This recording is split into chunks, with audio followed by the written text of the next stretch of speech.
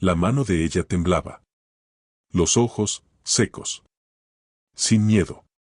Como alguien que ya había visto eso antes. Y antes de que él pudiera decir cualquier cosa, la mujer a su lado le tiró del brazo con prisa. No le hagas caso a esta niña. Pero lo que él no sabía, era que, esa misma noche, alguien iba a intentar terminar el trabajo. Quédate hasta el final, porque la prueba real no va a aparecer en un hospital, ni en un examen. Va a aparecer en un detalle pequeño, asqueroso y silencioso, que él solo nota cuando decide fingir que está dormido. Él no escuchó "no está ciego" como una frase, lo escuchó como un golpe. Porque era la primera vez en meses que alguien le hablaba sin lástima. Sin voz dulce. Sin cuidado exagerado. Solo verdad cruda, directa, como una bofetada. De regreso, la mujer insistía en sujetarle el brazo con demasiada fuerza, guiando cada paso. Cuidado con el escalón, cuidado con la raíz, cuidado con todo. Y él se dio cuenta de algo, su cuidado no venía con calma, venía con prisa. Esa noche, cuando llegó la cena, se quedó mirando el plato como si fuera un enemigo. Y la frase de la niña volvió, pegada al cerebro: algo en tu comida. Solo que aún no sabía cuál sería la primera prueba, ni el riesgo escondido en ella. La mujer le puso el vaso en la mano como quien da un medicamento a un niño. Bébelo todo. Es por tu bien. Y él hizo lo que hacemos cuando amamos a alguien, tragó sin discutir, aunque algo no cuadrara. Pero esa noche sintió el amargor con más fuerza. No era amargo de vitamina. Era amargo de algo que no debería estar ahí. Y pensó, me estoy volviendo paranoico.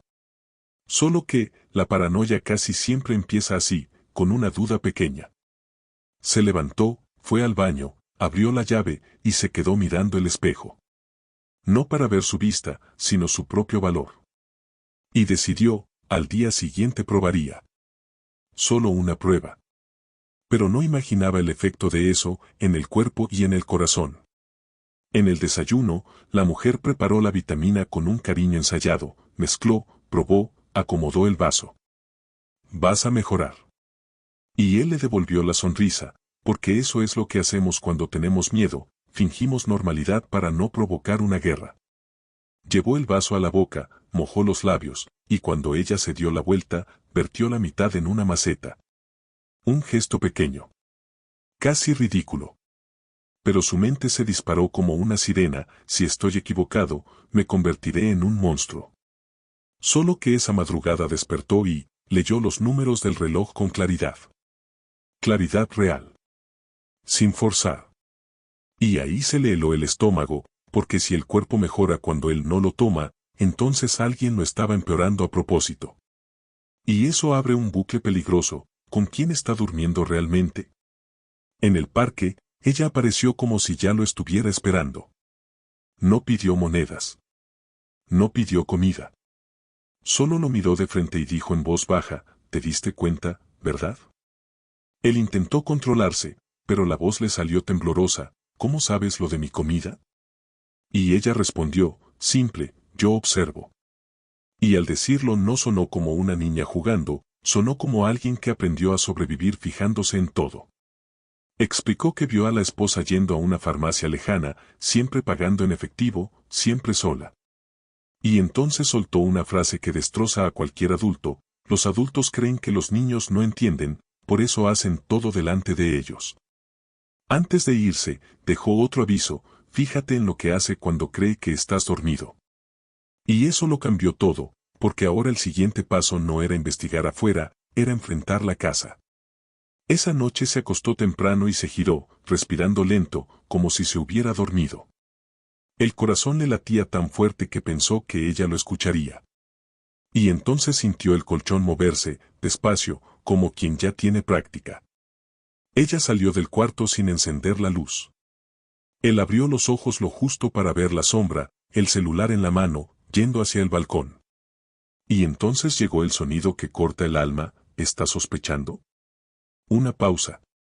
Y la voz de ella, baja: no, todavía no. Tiene que ser gradual. Gradual. Como si fuera una receta. Como si fuera un plan. Y él se quedó ahí, inmóvil, fingiendo dormir, mientras su matrimonio se convertía en una escena del crimen. Solo que aún no tenía la prueba que necesitaba, y probar significaba entrar en la parte más peligrosa. Al día siguiente salió sin avisar, con la excusa perfecta, reunión. Fue directo a la farmacia lejana, esa que nadie conoce, en un barrio donde nadie hace preguntas. El farmacéutico se puso a la defensiva al instante, como quien ya sabe que está haciendo algo mal. Solo hablo con el paciente. Él se quitó las gafas oscuras y lo miró fijamente. Yo soy el paciente. Dime que compra ella a mi nombre. El silencio fue tan pesado que parecía que la tienda se encogía. El anciano bajó la voz. Son colirios, para irritar, para provocar un empeoramiento temporal. Ella dijo que era un tratamiento alternativo. Y entonces llegó el golpe final, desde hace 4 meses. Exactamente cuando todo empezó. Salió de ahí sin sentir las piernas, porque ya no era solo traición, era un intento de asesinato lento. Y el siguiente paso sería peor, volver a casa y enfrentarse a la actriz. Ella sonrió cuando él entró, como si nada existiera en el mundo más allá de su amor. ¿Cómo están los ojos? Y él respondió, mejorando. Mintió. Porque la verdad, en ese momento, podía matarlo. Ella puso el vaso en sus manos y se quedó observando, demasiado tiempo, con demasiada atención. Ahí es donde el público se identifica, hay gente que llama cuidado a lo que en realidad es vigilancia.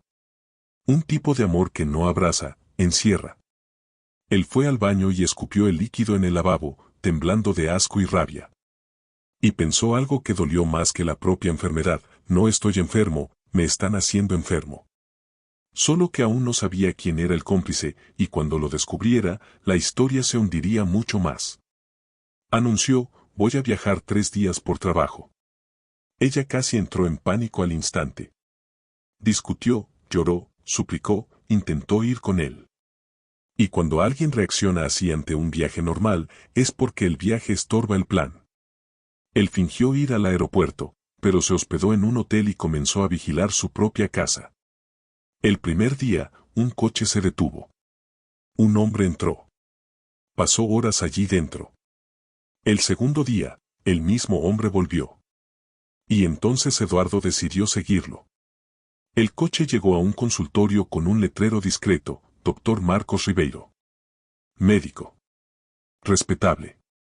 Y la gran pregunta empezó a golpearle la cabeza, ¿por qué un médico estaría metido en esto? La respuesta llegó rápido, demasiado rápido, y con un precio. Volvió al parque y la niña ya estaba allí, seria.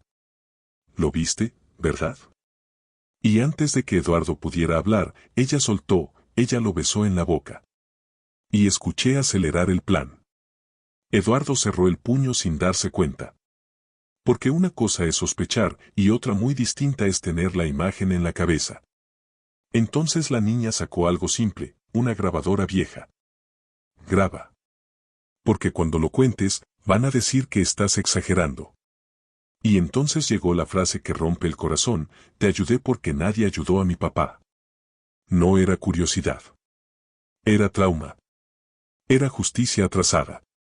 Y Eduardo entendió, no estaba solo, y eso da fuerza, pero también aumenta el riesgo, porque ahora hay una niña involucrada. Y el peligro no suele tener piedad. Eduardo llamó a un investigador discreto, alguien que no hace ruido.